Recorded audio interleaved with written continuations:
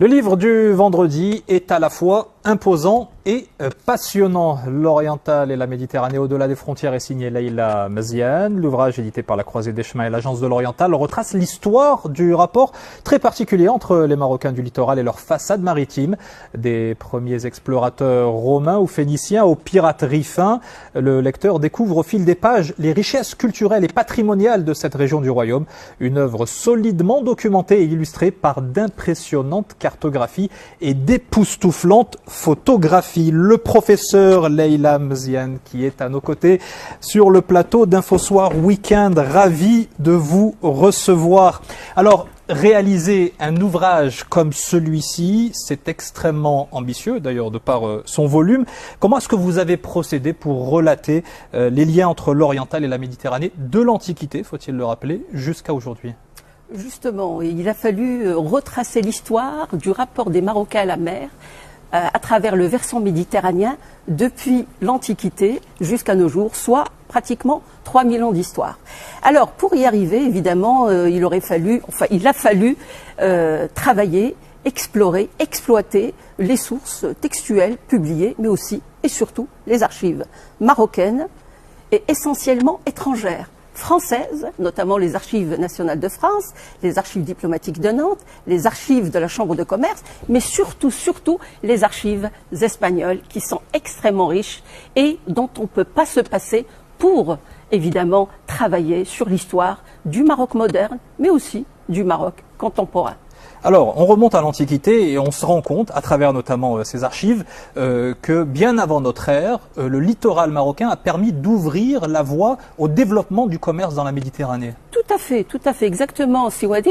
Ce qui est intéressant dans cette histoire, c'est que la Méditerranée, la façade méditerranéenne du Maroc a été la grande porte d'entrée du Maroc, dont la grande histoire de la Méditerranée et des économies mondes, notamment l'économie monde phénicienne et par la suite carthaginoise. Sans parler évidemment des différentes étapes et les grands empires qui sont passés par la côte marocaine, donnant naissance à de nombreux mouillages. Je citerai quelques-uns. Je citerai par exemple Russadir, c'est le nom ancien de la ville de Mlila, appelée aujourd'hui Mlilia, ou encore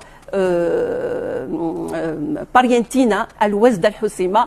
Encore, il y a d'autres ports, notamment les îles. Al-Hoceima elle-même avait eu d'autres dénominations. Il y a Bossencourt, la fameuse plage de Boscour, qu'on appelle aujourd'hui Boscour, et aussi les Adsex Insulae, c'est les 6 îles de la baie de l'Hoceima.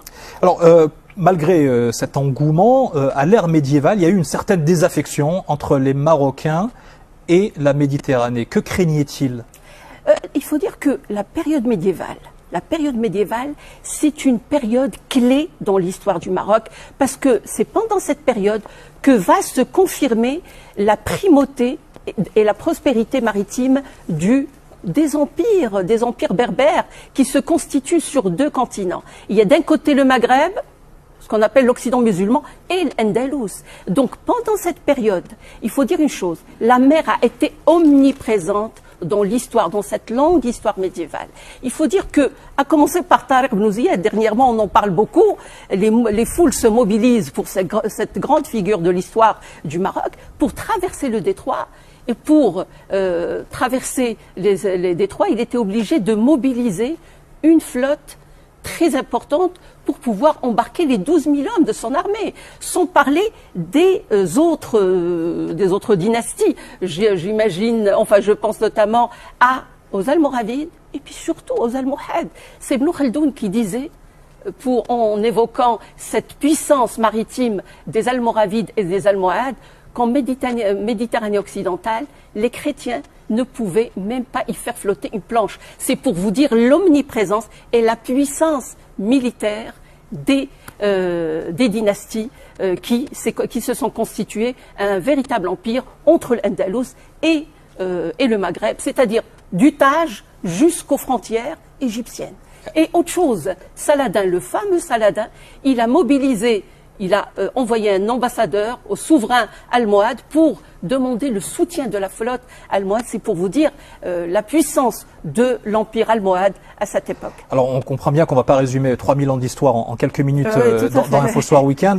On comprend aussi votre passion, parce que vous êtes des très grandes spécialistes de ces questions-là. On retrouve cette passion et cette richesse dans les 300 pages de l'ouvrage. Il y a une grande place qui a été faite également à l'iconographie et aux photographies. Comment est-ce que vous avez pensé la structure de ce livre en termes de partage entre les textes et toutes les illustrations? C'est vrai que ça a demandé un effort louable, mais disons qu'il s'agit d'un beau livre dont l'objectif principal est de vulgariser cette histoire méconnue du Maroc.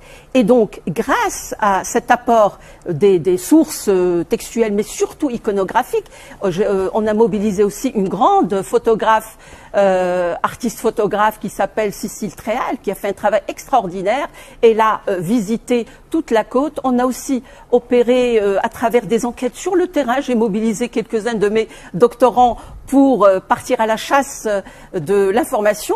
Et en mobilisant aussi les sources iconographiques, nous avons réussi à mettre la lumière sur un pan, comme j'ai dit, peu connu de l'histoire de ce pays, qui est une histoire extraordinaire et magnifique que tout le monde devrait connaître. Et qui nous permet effectivement de retracer l'histoire de notre pays, du royaume entier, vu depuis le littoral tout méditerranéen. Tout à fait, depuis le rivage. Et c'est absolument, c'est une perspective absolument magnifique et très riche. En tout cas, bravo pour ce travail, professeur Leïla Meziane. Voilà, c'est à lire et relire, découvrir. Vous pouvez feuilleter les pages, c'est absolument fantastique. L'Oriental et la Méditerranée au-delà des frontières, et ça porte tout son sens quand on y découvre le contenu. Merci infiniment, professeur, d'avoir été avec nous dans InfoSoir Week-end. On était vraiment heureux de vous accueillir.